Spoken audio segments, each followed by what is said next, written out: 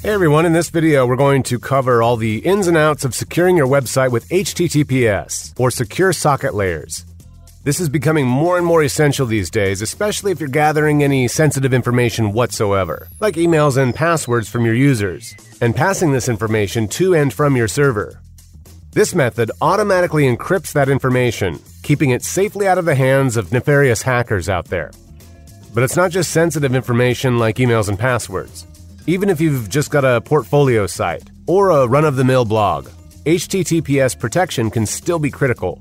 It encrypts and keeps your headers, your URLs, and other content confidential, and keeps bad actors from injecting images, scripts, or ad content onto your pages, which can definitely happen. Or, worst-case scenario, using your website to attack other sites. Or at the very least, injecting code into your web traffic, which is not some far-fetched conspiracy theory. Even the big service providers have been doing this to deliver their ads, or to show copyright notices and more. Not cool. But HTTPS solves all of this mess. It keeps your content secure and helps you detect tampering. Plus, let's say that you have applied encryption security to some of your most sensitive content. That's all well and good, but by doing so selectively, you're kind of putting additional focus on that content. Hackers know where the diamonds are hidden.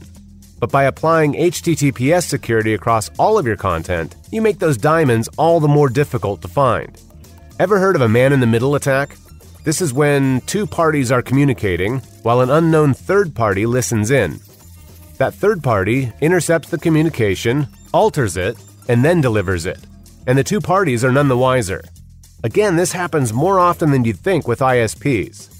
For example, let's say we have Karen who's at the airport, and she looks up Bob's website on her phone's browser. And maybe me, as the ISP that is so generously allowing Karen access to free Wi-Fi while she waits for her plane. I say, you know what, nothing in this world is really free. So I'm going to pop some ads onto Bob's website when she visits it. Bob will never know this, and Karen will simply think Bob put some ads on his site. But if Bob was using HTTPS, this wouldn't happen. Point is, there are two huge misconceptions about using HTTPS. One is that it's only important for huge websites that pass a lot of sensitive data back and forth, like e-commerce websites or social media platforms or sites that deal with payments. But that's just not true. I mean, hey, some of us might still remember the days when we could leave our front doors unlocked, but that's just not the case anymore. And the same goes for online security. More and more, we're going to find that the entire web is moving towards HTTPS as the gold standard. It's already required for many browser technologies like HTTP2 and service worker APIs. Mozilla, in fact, just announced that effective immediately, all new features that are web exposed are to be restricted to secure contexts. And nearly all browsers are actively warning users not to use insecure web pages. So the day will come when your website, if you're not using HTTPS, will be delivered to users with that ugly warning, which might quickly turn them away. Another misconception is that HTTPS is difficult to set up. Also not true. It's actually very, very simple. And if all that isn't enough to convince you, using HTTPS also benefits your SEO. For over 5 years now, Google has been counting HTTPS as a positive PageRank signal, and they've long encouraged everyone to use it. So while your competitors are still slow to this game, it's yet another way to get a bit of advantage over them in search results. And again, the best part is, the process is very simple to set up. So let's get to it. If you're not sure if you've got this protection already, well, that's very easy to figure out. Just try accessing your website with HTTPS instead of HTTP. If you can, then you're all set. If you get an error, then you'll need to install and activate an SSL certificate. This can be done in 5 simple steps, which we'll go over here. Step 1, host your website with a dedicated IP address. Step 2, get an SSL certificate. Step 3, activate it. Step 4, install it on your server. And Step 5, update your site to use HTTPS. Easy as pie, but let's go through each of these steps with you. First, of course, let's assume that you have a registered web domain where you're hosting your website. Most of us have validated our domain rights a long time ago, but just in case you haven't, you'll need to access one of the email addresses on your domain's Whois record. Now, a lot of hosting platforms, their economy packages can put you on a shared IP with other websites. But for the best SSL security, you're going to want a dedicated IP address. This way, you can make sure that the traffic going to that IP address is only going to your website. So if you have a shared IP, you're going to want to upgrade to a dedicated IP address. But don't worry, this is usually very cheap with most hosting platforms, either a small monthly fee or a one-time setup fee. Now on to step 2, getting the SSL certificate. You can think of this as a driver's license for your site, or an ID card. Basically, it's like a very long password that only your website knows. And when someone visits your site with HTTPS, there's an instant verification process that occurs. Does your website know the password? Yep, then cool. Everything is automatically verified and encrypted between you and the user. Now, how you want to get this SSL certificate is up to you. If you want a robust security certificate, then you're best off buying one from a reliable CA or certificate authority vendor, preferably one with customer support, and choosing a 2048-bit key. There's VeriSign, Komodo, GeoTrust, DigiCert, quite a few out there, and they all have a wide range of price packages depending on what level of security you'd like to apply.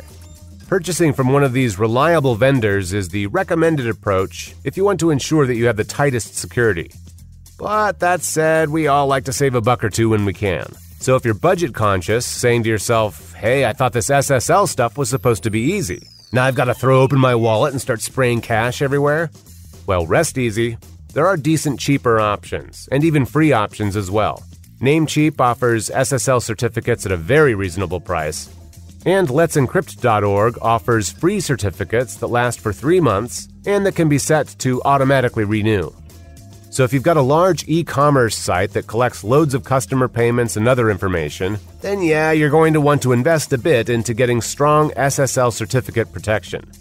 But of course, if you've just got your little blog on pickle recipes, then no need to break the bank. A free SSL certificate should do the trick just fine.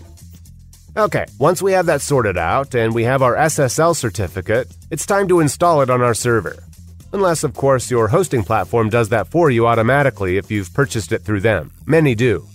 But in the event you have to install it manually, you're going to need to log in to your hosting account and create a CSR, or Certificate Signing Request.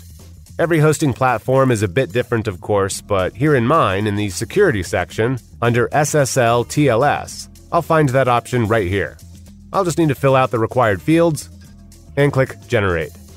Then I simply copy the request code, go to the vendor or wherever I purchased or created my SSL certificate, and paste it there. Next step, install it on my site. Again, if you bought your certificate from your hosting platform, then 99.99% chance this is all done for you. But if you need to do it manually, just navigate to the appropriate section in your hosting dashboard, mine's here in the same section, and install it here with just a couple clicks. And you're pretty much set, all secure.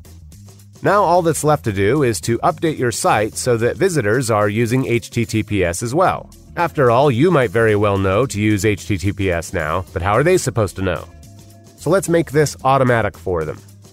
The easiest method, we can simply update all of the links within our code to reflect the new HTTPS protocol. Pretty cut and dried.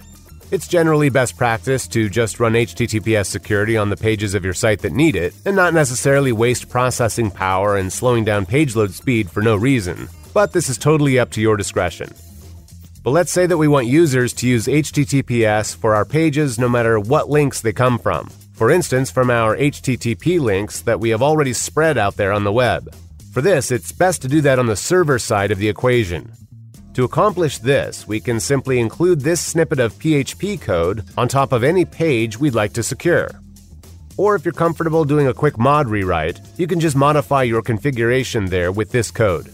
And there you go, safe and secure, and it's something you can do in just a few minutes. Feel free to check out our other videos so you can keep fine-tuning and getting the most out of your SEO. And click subscribe to stay updated with new tips and tricks to get you to the top of the search engine results pages.